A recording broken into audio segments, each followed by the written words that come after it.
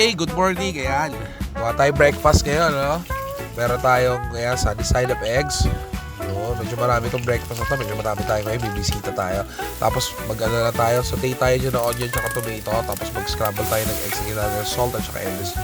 Kung medyo okay na yung sauteed natin na tomato and onion, lagyan natin dyan sa scrambled eggs natin. Yun. Tapos sabay balik natin dyan. Lagyan natin ng oil ulit dyan. Lagyan natin dyan sa pan. Gawa tayo omelette. Gawin mo na yung omelette. Yun. Filipino omelette. Yeah. Medyo luto na. Pag medyo luto na, pwede mo na yung i-flip. Yun. Pagka-flip niyan, pwede mo na i-fold both sides tapos i-set aside mo na.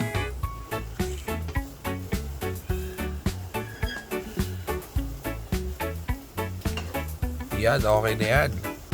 Tapos prito tayo Korean spam. Yan. Ito yung mga Korean spam. No? Nauuso to no?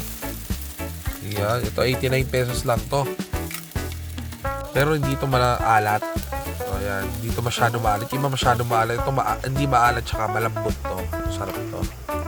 Yan. Tapos dyan salang tayo ng skinless longganisa. Yan. Dyan na natin salang yan. Yan. Dyan lang natin ang konting oil ulit.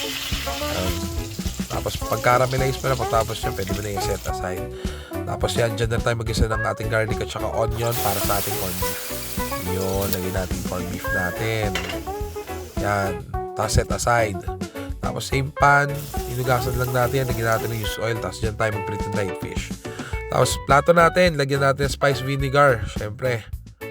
Mother's Best Spice Vinegar, tapos lagyan lang natin atsara, okay na yan.